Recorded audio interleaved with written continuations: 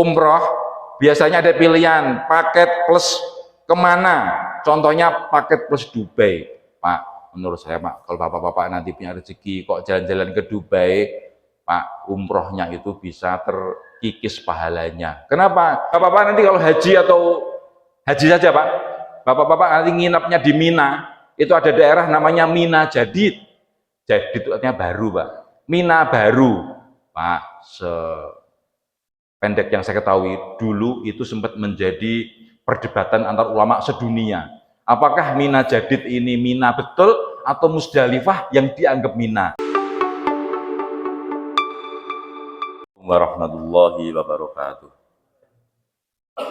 Alhamdulillah rabbil alamin wassalatu wassalamu ala asyrofil anbiya'i wal mursalin nabiyina Muhammadin wa ala alihi wa ashabihi ajma'in, amma ba'd.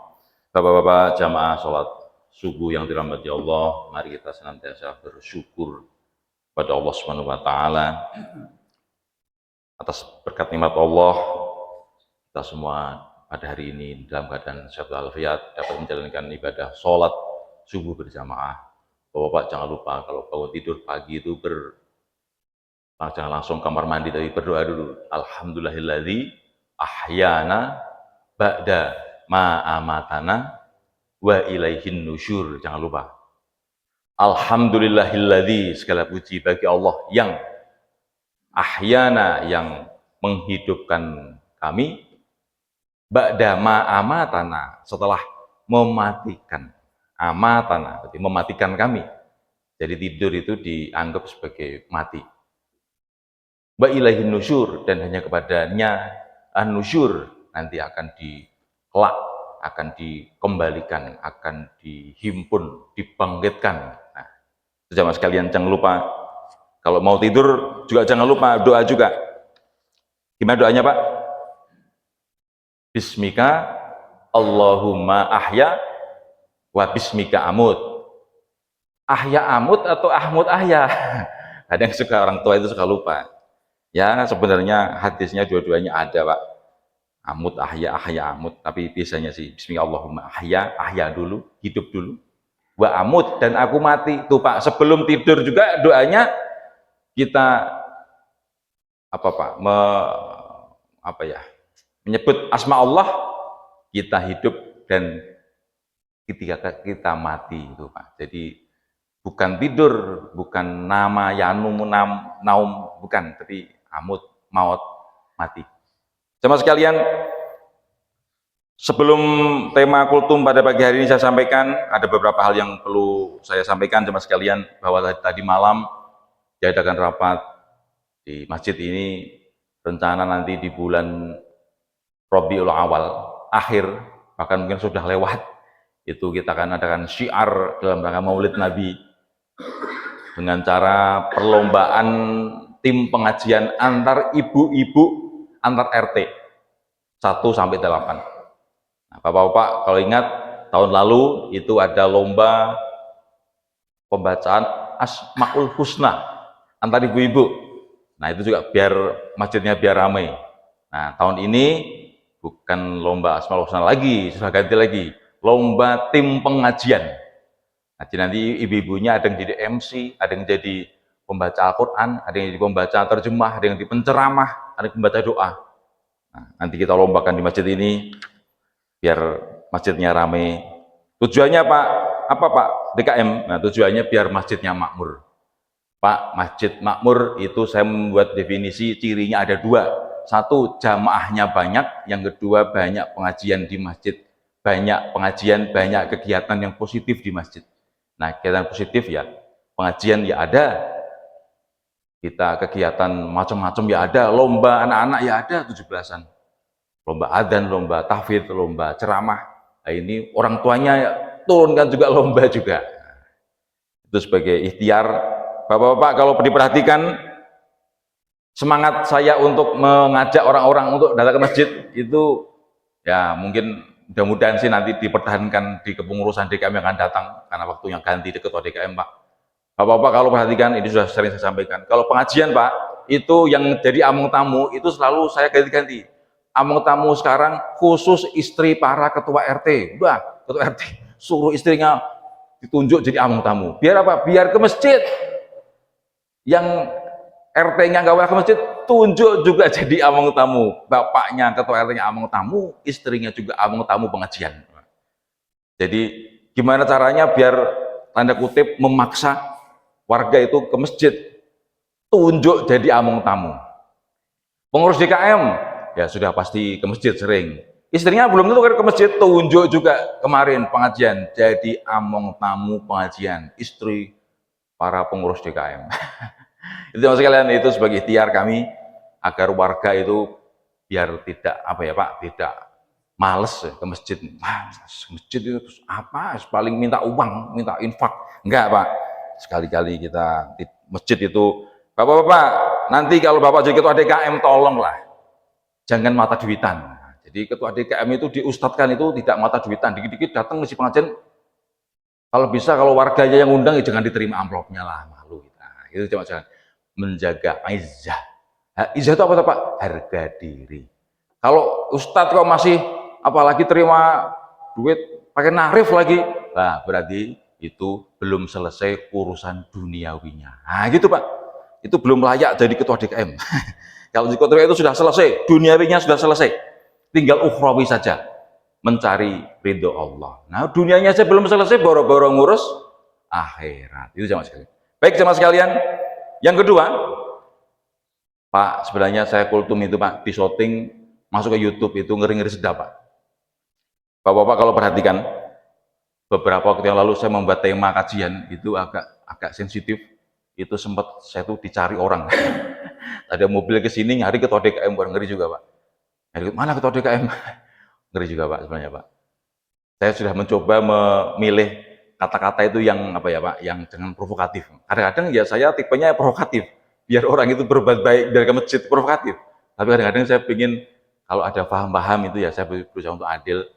Nah hari ini ada undangan juga itu khusus ketua DKM Al-Kahfi, ada undangan Pak hari ini Pak, membahas tema yang kemarin banyak viral itu Pak. Pak, Masjid Al-Jabar itu juga punya YouTube. Bapak kalau lihat YouTube-nya itu yang nonton paling cuma 20 orang, 30 orang, paling banyak 100 orang. Tema pengajian yang viral itu Pak, yang saya itu, yang ngeri-ngeri itu, yang nonton 108.000 Pak sekarang itu. Ngeri juga sebenarnya itu. Saya sempat khawatir, wah ini saya merasa bukan ustadz Pak, ustadz itu dari pesantren gitu. Saya bukan dari pesantren, malu Pak, takut juga sebenarnya itu. Dan saya cuma sekalian kalau Bapak perhatikan nggak pernah saya minta like and share, nggak saya Pak, malu lah. Kita itu niatnya dakwah, bukan untuk minta nama. Namanya kalau bahasa Arab itu sum'ah, sama itu yang mendengar, sum'ah itu minta didengarkan. Bahasa sekarangnya mungkin minta popularitas, enggak, saya enggak Pak. Saya dakwah itu maksud di YouTube itu hanya bagian dari dakwah saja. Artinya orang mau nonton ya alhamdulillah, enggak pun juga enggak apa-apa. Ustadz yang lain yang lebih bagus, lebih mumpuni ilmunya, lebih soleh akhlaknya, jauh lebih banyak. Nah, saya itu hanya sebagai kebetulan jamaah biasa yang mendapat amanah jadi ketua DKM itu aja. Jadi mau nggak mau ya berperan kayak ustadz aja, padahal ya orang biasa saja. Jamaah sekalian, kultum pada tema kultum pada pagi hari ini yaitu membahas masalah masih haji atau umroh. Jamaah sekalian, kalau saya perhatikan warga di kita itu ada sekitar 400 sekian kakak, itu tiap tahun itu kurang lebih ada mungkin 4, 5, 6 orang warga yang umroh ke Tanah Suci Mekah. Jadi mungkin kalau misalnya warga satu komplek itu, kalau saya hitung, kalau satu RT itu 5 orang saja yang sudah umroh per RT, kali 8 berarti 40 orang Pak yang sudah umroh. Kalau 4 orang, 4 kali 8 berapa Pak? 32 orang yang sudah umroh, cukup banyak. Yang sudah naik haji, hitungan saya per RT ya mungkin sekitar 3-4 orang Pak, kali 8 orang, ya 30-an orang yang sudah naik haji. Sebenarnya Pak, Bapak-bapak kalau perhatikan orang yang umroh naik haji Pak, itu sholat subuh, di sana itu mungkin subuh itu jam 6 pagi atau jam setengah 6, karena sana itu waktunya lebih beda dengan kita, itu mulai jam 3 sudah ke masjid. Begitu balik ke Indonesia, jam 3 malam, narik selimut. Males di sini, subuhannya lagi. Wah itu penyakitnya kayak gitu Pak. Pas di sana kayak yang bener aja. Saya pernah lihat ada warga kita, RW kita itu rajin ke masjid pas umroh, pas pas balik ke sini sekalipun itu saya belum pernah dia ke Masjid Al-Kahfi. Aduh, ini sayang.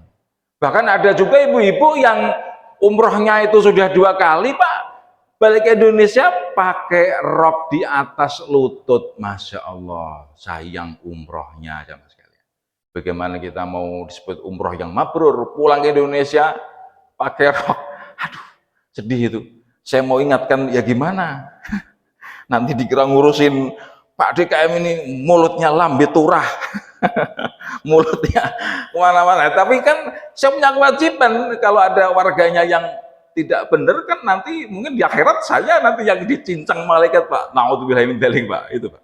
Nah, itu Pak. Coba Bapak makanya jadi pengurus RT RW itu nanti kalau warganya sampai ada yang maksiat, Pak, berzina, mabuk, kok nggak diingatkan, Bapak nanti yang ditanya di akhirat yang pertama kali. Yakin itu. Mas'ulun an ra'iyatihi itu sabda Nabi itu, kita yakin. Kalian adalah pemimpin, kullukum ra'in, pakai ain, ra'in, wa kullukum mas'ulun, isim maf'ul akan ditanya an ra'iyatihi atas kepemimpinannya. Itu ketua DKM, ketua RW, ketua RT, camat, lurah, semuanya ditanya kalau ada yang maksiat. Makanya kita itu berat, Pak, jadi pemimpin itu. Kata ulama, Pak, kalau seandainya orang Indonesia itu tahu nanti di akhirat kalau ada orang yang mabuk saja nanti gubernur akan diminta pertanggungjawaban, nggak bakal ada yang mau nyalon jadi gubernur. Buktinya kita nyalon gubernur banyak ya, Pak, nyalon presiden juga banyak. Orang nggak jelas juga, mentang-mentang bapaknya pejabat pengen juga naik jadi jabatan. Masya Allah, padahal harusnya tahu diri. Ngaca, Pak, ngaca. Di rumahnya pasang enteng biar bisa ngaca itu kalau perlu tuh. Saya tuh mampu enggak gitu. Kalau nggak mampu sudah nggak usah lah. Nanti di akhirat malah jadi pertanyaan, malah berat. Jemaah sekalian, umroh atau haji, Bapak-bapak,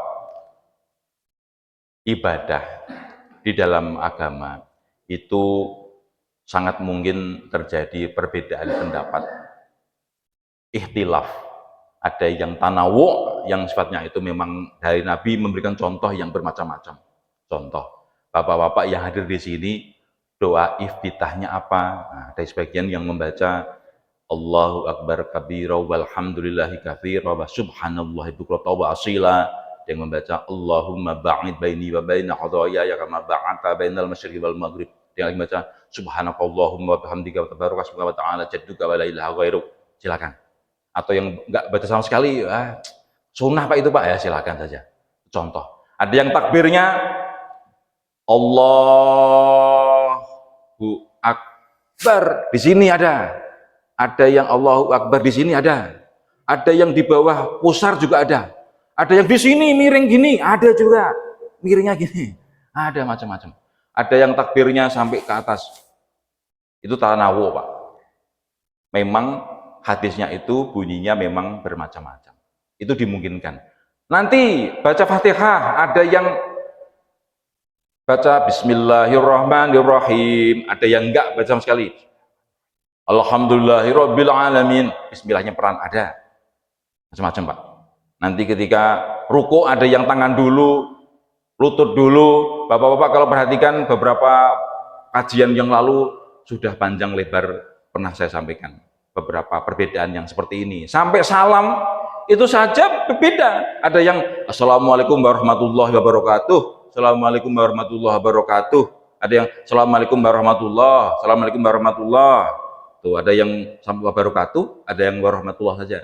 Nah, itu di hadis nabinya ya memang berbeda-beda seperti itu. Mungkin Pak Rasulullah memberikan contoh itu memang berbeda-beda. Itu sangat mungkin. Nah, saya selaku ketua DKI, Pak, sering mengajak bapak-bapak itu untuk belajar sholat, dipelajari, dibaca. Bapak-bapak kalau tadinya dari NU, bagusnya sekali-kali baca himpunan putusan tarjih Muhammadiyah.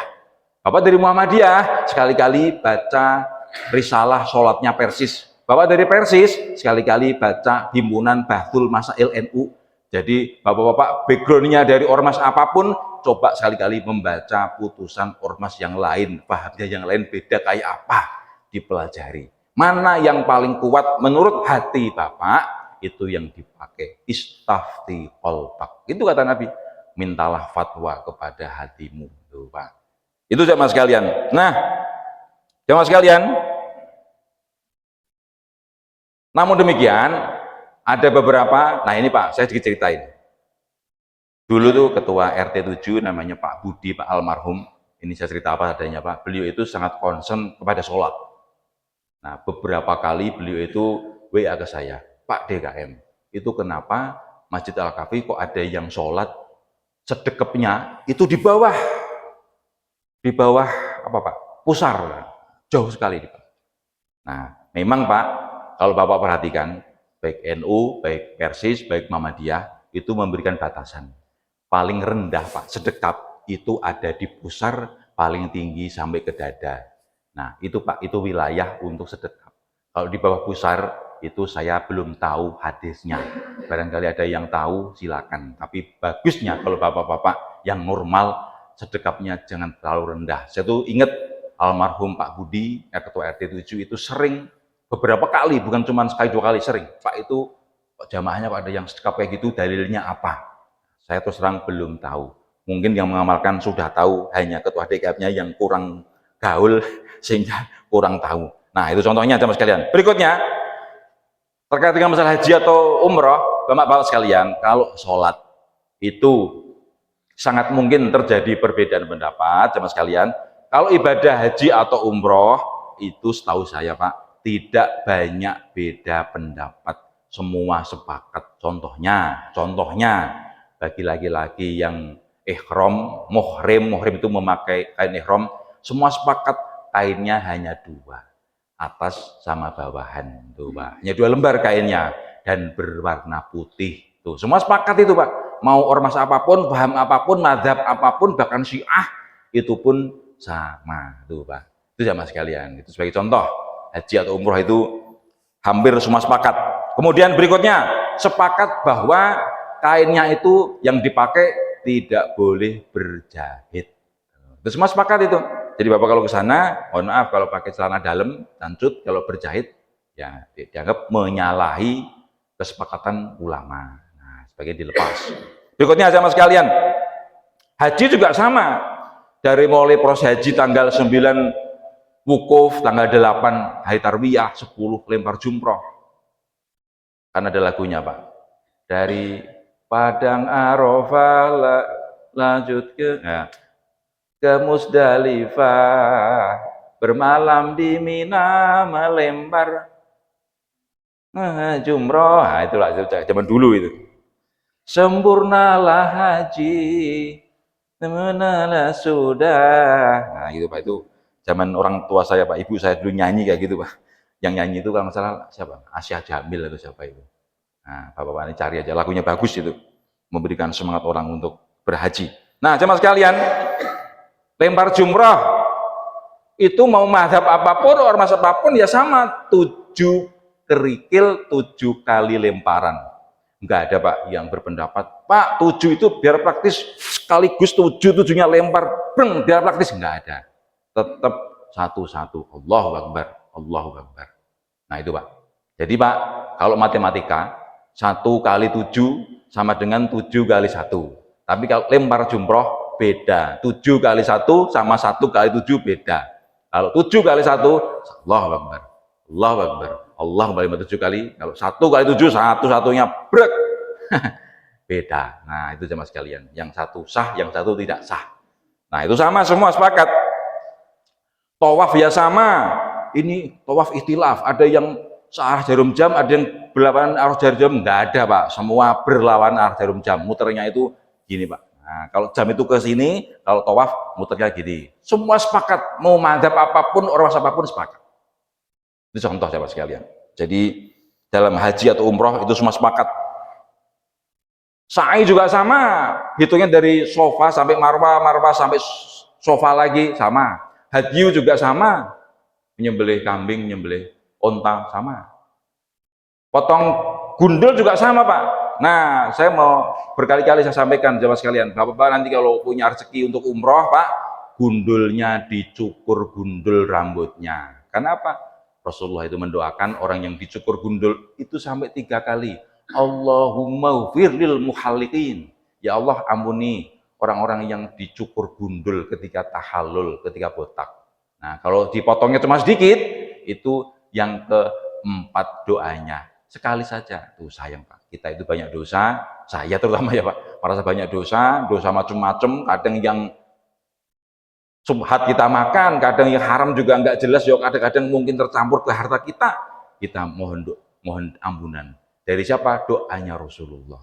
Nah, kalau Rasulullah itu dikabulkan, kalau doa kita belum tentu dikabulkan. Nah gitu Pak. Allahumarham, ya Allah rahmati lil muhalliqin, orang yang dipotong gundul. Jadi Bapak kalau umroh, haji, ketika tahallul, cukur rambutnya, botaki sampai habis. Itu pesan saya, jangan sayang-sayang. Saya kemarin cerita, rambut saya itu Pak menjadi normal lagi dari gundul itu butuh waktu 2 tahun. Lama sekali. Karena rambutnya cukur, tumbuhnya jarang-jarang. Jadi 2 tahun baru normal. Tapi nggak apa-apa, ketika kita itu merasa banyak dosa, apapun kita kasihkan demi ampunan dari Allah. Itu Pak, itu syariatnya kita jalankan. Syariatnya. Nah, jemaah sekalian, namun demikian di dalam ibadah haji atau umroh tetap ada beberapa hal yang menjadi perbedaan, ikhtilaf ulama. Contoh, Bapak-bapak kalau naik pesawat turunnya di Jeddah, itu ambil mikotnya dari mana? Tuh, Bapak nanti kalau umroh diperhatikan ini. Bapak harus kalau nanti punya rezeki terus umroh, tanya ke biro umrohnya, Pak, pesawatnya ini nanti turun di Mekah atau turun di Madinah? Kalau turun di Madinah, Bapak aman. Turun di Madinah, tibatnya dulu ke Masjid Nabawi, ziarah ke makam Rasulullah, makam Nabi.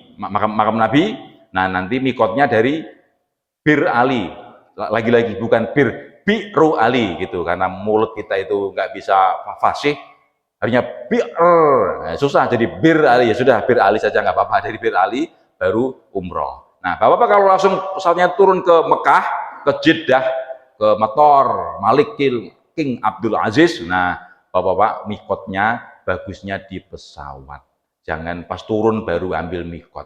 Itu agak-agak apa ya Pak, meragukan. Walaupun ada ulama keputusan dari MUI yang menganggap bandara King Abdul Aziz sebagai mikot, tapi itu menurut hemat saya Pak agak sedikit minoritas. Nah, sebaiknya dihindari. Itu contoh Pak yang beda. Lagi Bapak-bapak nanti kalau haji atau haji saja Pak, Bapak-bapak nanti nginapnya di Mina, itu ada daerah namanya Mina Jadid. Jadid itu artinya baru Pak. Mina baru Pak, sependek yang saya ketahui, dulu itu sempat menjadi perdebatan antar ulama sedunia. Apakah Mina Jadid ini Mina betul atau Musdalifah yang dianggap Mina? Bapak-bapak kalau tinggal di Adipura sini, kan dulu sini itu masuk kecamatan mana dulu Pak? Rancasari kalau masalah dulu. Nah, terus pindah kecamatan Gedebage. Bapak kalau yang lama di sini pasti ingat. Bahkan dulu konon katanya di sini itu masuknya Buah Batu Pak, dulu. Nah itu Pak, perubahan daerah seperti itu. Nah, tapi kan ini nggak ada kaitan dengan ibadah, nggak apa-apa. Mau di sini mau masuk ke kota Bandung pun, kecamatan Bandung misalnya, nggak apa-apa, nggak ada hubungan dengan ibadah. Paling bapak-bapak tinggal mengubah KTP aja. Yang aneh, wilayahnya ganti Gedebage, KTP lama disuruh ganti, bayar lagi. Ini kan ganti nama bukan keinginan kita, kenapa kita disuruh bayar malah aneh. Nah, tapi kalau ibadah ini Pak, ini menjadi kontroversi. Mina ini, Mina Jadid ini Musdalifah atau Mina? Ulama berbeda pendapat. Bapak kalau nanti punya rezeki ibadah haji, tinggal di Mina Jadid, nah ini Pak, menurut saya sebaiknya dihindari. Pindah saja ke Mina yang lama, jangan Mina yang baru, jangan Mina Jadid. Nah itu Pak, itu lebih aman. Alhamdulillah, saya tuh gelisah dari dulu. Tahun ini rupanya pemerintah Saudi Arabia itu menutup Mina Jadid, nggak dipakai buat naik haji. Alhamdulillah. Mudah-mudahan tahun depan kayak gitu lagi. Itu daripada nanti timbul ragu-ragu, ini nih harusnya kan di Mina, kok tinggalnya di Musdalifah, kan tidak pas gitu Pak. Nah itu Pak, karena ibadahnya itu terkait dengan waktu dan tempat. Itu sama sekalian. Berikutnya, contoh lagi Pak, Bapak-bapak kalau yang sepuh-sepuh, yang pernah naik haji, mungkin dulu itu lempar jumroh Pak. Dulu jumrohnya itu paling hanya sebesar tiang masjid ini Pak, segini aja paling. Dulu itu. Sekarang Pak dibikin tembok luasnya sampai 15 meter lebih. Nah itu sah atau tidak? Nah itu Pak, itu kontroversi juga itu. Tapi kan kita itu bukan ulama, nggak tahu.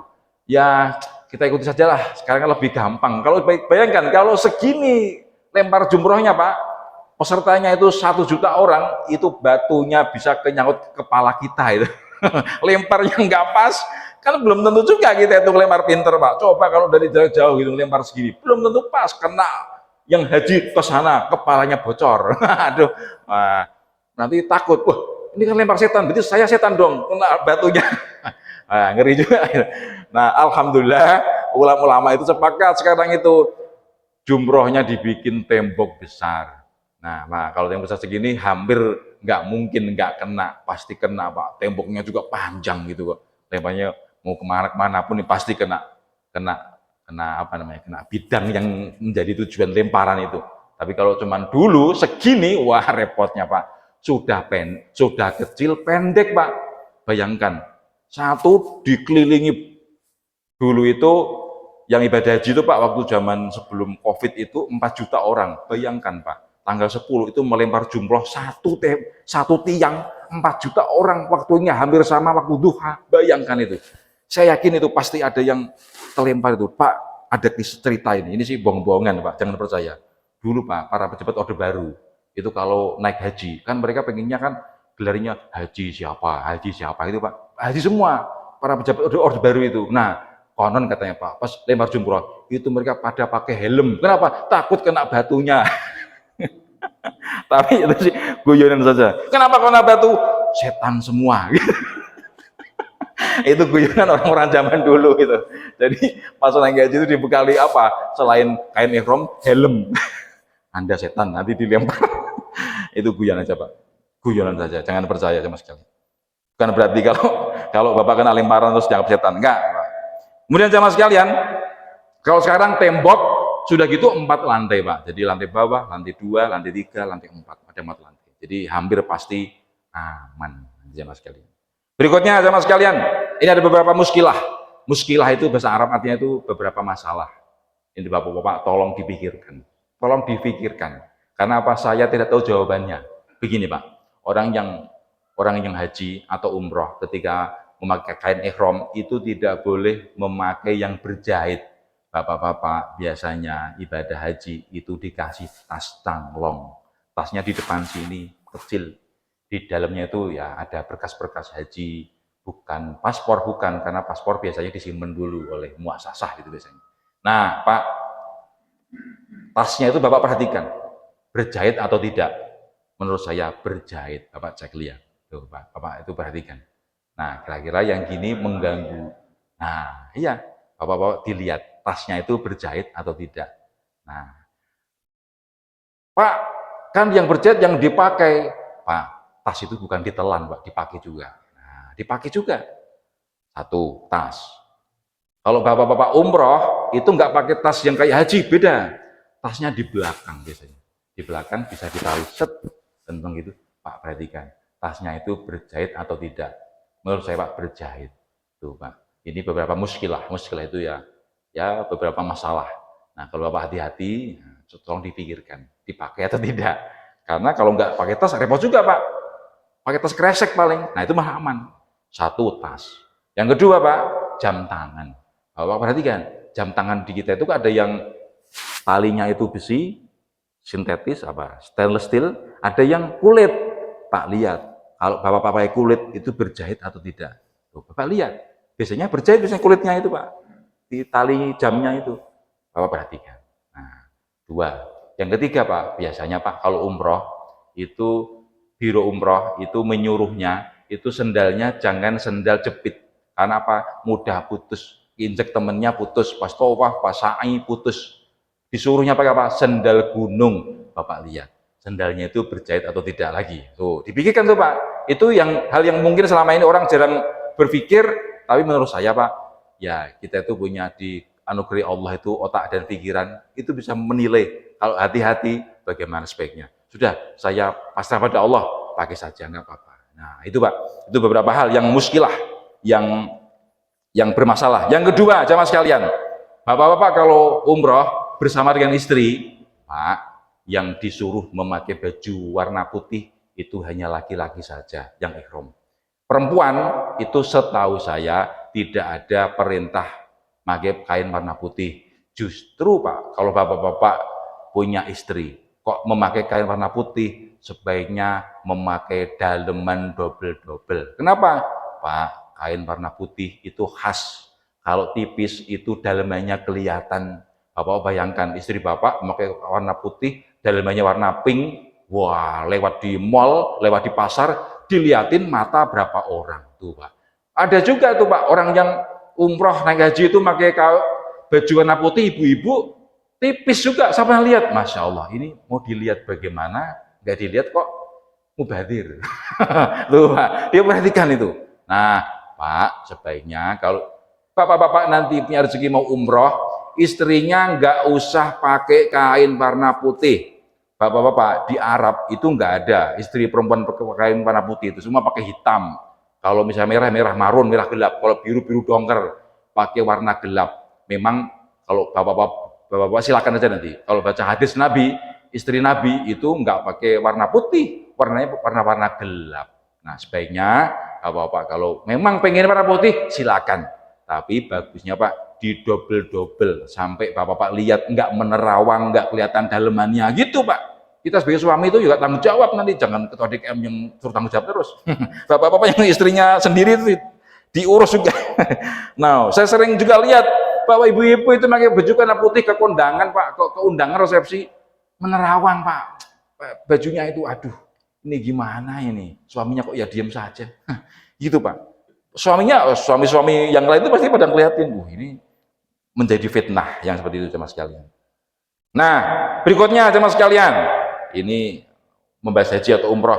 Bapak-bapak yang punya rezeki umroh, biasanya ada pilihan paket plus kemana? Contohnya paket plus Dubai. Pak, menurut saya Pak, kalau bapak-bapak nanti punya rezeki kok jalan-jalan ke Dubai, Pak, umrohnya itu bisa terkikis pahalanya. Kenapa? Habis umroh, Bapak jalan-jalan ke Dubai, nanti ada belly dance. Apa itu Pak? Tari perut. Masa habis umroh nonton tari perut ibu-ibu perempuan, wah, pahalanya hilang. Nah, Pak, saran saya Pak, sebaiknya kalau Bapak punya rezeki untuk umroh, pilih paket plus Masjidil Aqsa. Itu Pak, plus Mesir. Kalau plus Turki itu masih ragu-ragu. Kenapa? Pak, Turki itu hanya terpisah Selat Bosporus, sananya Yunani sudah Eropa. Di Turki Pak, itu gaya hidupnya bebas. Bapak-bapak kalau ke Turki, lihat orang ciuman laki-laki perempuan di pinggir jalan, hal yang biasa. Bahwa nanti bisi kabita, bisi enggak apa ya Pak, enggak khusyuk ibadahnya. Habis dari umroh, lihat orang ciuman, lihat orang ini itu pakai rok mini. Karena orang Eropa itu bebas, enggak kayak orang Muslim. Hati-hati jamaah sekalian. Nah, kita tuh pengennya tambah tua itu ya tambah dekat kepada Allah, tambah sering ke masjid, semangat gitu. Malah bukan tambah ahli maksiat. Kata Nabi kan, khairun nas, sebaik-baik manusia itu apa? Man tola umruhu, barang siapa yang panjang umurnya, wa hasuna amaluhu, dan baik amalnya. Demikian jemaah sekalian, kultum pada pagi hari ini, mudah-mudahan yang sedikit ini ada manfaatnya.